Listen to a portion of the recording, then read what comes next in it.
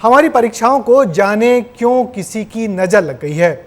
Doctor बनने की प्रवेश परीक्षा यानी कि नीट की परीक्षा भी विवादों के घेरे में आ गई है। देश भर में परीक्षा के खिलाफ प्रदर्शन और हंगामा हो रहा है।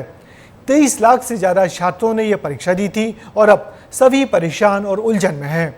एक ही सेंटर के 6 टॉपर होने से इस परीक्षा पर शंका हुई और अब तो इसे स्थगित करने की मांग उठ खड़ी हुई है। क्या है ये पूरा मामला और क्यों बेचैन है 20 लाख से ज़्यादा छात्रों के परिजन? देखिए हमारी एक खास रिपोर्ट।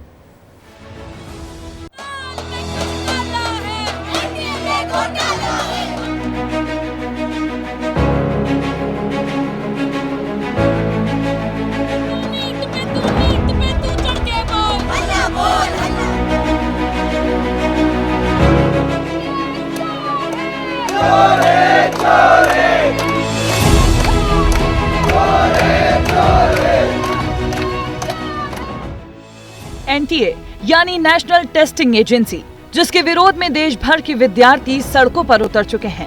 देश के अलग अलग हिस्सों में नीट परीक्षा का विरोध हो रहा है। गड़बड़ी के आरोप तो पहले से ही लग रहे थे, लेकिन एनटीए की एक प्रेस कॉन्फ्रेंस के बाद इस मामले ने और तूल पकड़ लिया। पूरे देश के छात्र, कोचिंग डायरेक्टर्स, स्टूडेंट लीडर्स और छात्र संघ सब सुप्रीम कोर्ट का दरवाजा खटखटा रहे हैं। परीक्षार्थी इसे नीट स्कैम का नाम दे चुके हैं। हम डिमांड करते हैं कि जो मजाक बना के रखा है नेशनल टेस्टिंग एजेंसी ने, जो एक्चुअली में नेशनल ठग एजेंसी है, उसको बर्खास्त किया जाए। जो भी अधिकारी नीट के पेपर के लिए रिस्पॉन्सिबल थे, उनको सबको बर्खास्त किया जाए। सुप्रीम कोर्ट की निगरानी में जांच कमेटी बिठाई जाए और उसके बाद इस तरीके के भद्दे मजाक इस देश के युवाओं छात्रों के साथ होना बंद हो। सबसे पहले आप पूरा मामला समझिए कि कैसे एक रिजल्ट ने बच्चों के भविष्य के साथ खिलवाड़ करने का काम किया। सबसे पहले नीट पेपर लीक का मामला सामने आया। नीट री एग्जाम और रिजल्ट पर रोक लगाने की मांग की गई, जिसके बाद कोर्ट ने रिजल्ट पर स्टे लगाने से मना कर दिया। री एग्जाम को लेकर जुलाई में सुनवाई करने की बात कही गई। 14 जून को जारी होने वाला रिजल्ट 4 जून को ही जारी कर दिया गया। 67 स्टूडेंट्स को फुल मार्क्स दिए गए, सब टॉपर बना दिए गए। मामला सामने आने के बाद एनटीए ने कहा कि 1600 बच्चों को ग्रेस मार्क्स रूल का फायदा दिया गया है, जिसके बाद एक के बाद एक कई याचिकाएं लगाई गई। याचिका में सवाल उठाए गए। सवाल नंबर 1, 67 छात्रों को पहली रैंक कैसे दी गई? सवाल नंबर 2, छात्रों को 720 में से 718, 719 नंबर कैसे दिए गए? सवाल नंबर 3, 10 दिन पहले परिणाम कैसे जारी हुआ? इसकी क्या वजह थी? अब आप इस छात्रा की कहानी सुनिए और ये समझिए कि आखिर बच्चों के विरोधी सुर बुलंद क्यों हुए। मैंने इस बार का नीट 2024 में एग्ज़ाम दिया था और मेरे साथ इस बार बहुत बड़ा स्कैम हुआ है। ये मेरा एडमिट कार्ड है। एनटीए ने मेरे मेल पे ये मेरा ओएमआर भेजा, बिल्कुल टॉर्न कंडीशन में। इसको बारकोड को उन्होंने बिल्कुल ऐसा दिखाई दे रहा है जैसे जानबूझ के फाड़ा हुआ हो। सारे बबल्स क्लियरली विजिबल हैं। अगर आप इस क्लियरली विजिबल हैं सारे बबल्स। अब तक आप समझ चुके होंगे कि इन बच्चों के भविष्य के साथ कहां और किस तरीके से छेड़छाड़ की गई। इतना ही नहीं, 8 जून को उच्च शिक्षा विभाग ने प्रेस कॉन्फ्रेंस करते हुए कहा कि सिर्फ 6 सेंटरों पर गड़बड़ी हुई है और कहा कि यूपीएससी के पूर्व चेयरमैन की अध्यक्षता में 4 सदस्यों की हाई लेवल जांच कमेटी बना दी गई है। इसके बाद से ही सुप्रीम कोर्ट में नीट पर पीआईएल की संख्या बढ़ने लगी। छात्रों से लेकर स्टूडेंट यूनियन तक सड़कों पर प्रदर्शन करने लगे।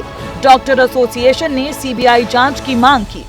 एनटीए में बैठे हुए वो लाल फीताशाही कर्मचारी लगातार छात्रों के भविष्य के साथ खिलवाड़ कर रहे हैं और जब हम उनसे प्रश्न पूछते हैं तो उनके मुंह पर ताला लग जाता है। हमारी डिमांड ये है कि एनटीए, हमको सीबीआई जांच चाहिए। अब हमको किसी भी प्रकार की सांत्वना नहीं चाहिए। अब हम सीबीआई मांग करते हैं कि सीबीआई जांच जल्द से जल्द एनटीए पर बैठे।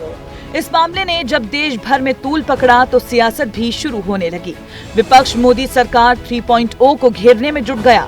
राहुल गांधी, प्रियंका गांधी, तमाम नेताओं ने आरोप लगाए और उच्च स्तरीय जांच की मांग की। इस देश का नौजवान जहां बेरोजगारी की मार झेल रहा है, एक तरफ अशिक्षा की मार झेल रहा है, महंगी फीसों की मार झेल रहा है, दूसरी तरफ पेपर लीक की मार झेल रहा है। उसकी जिंदगी बर्बाद की जा रही है पेपर लीक का भ्रष्टाचार करके, और इस पर पूरी की पूरी भाजपा सरकार मौन है।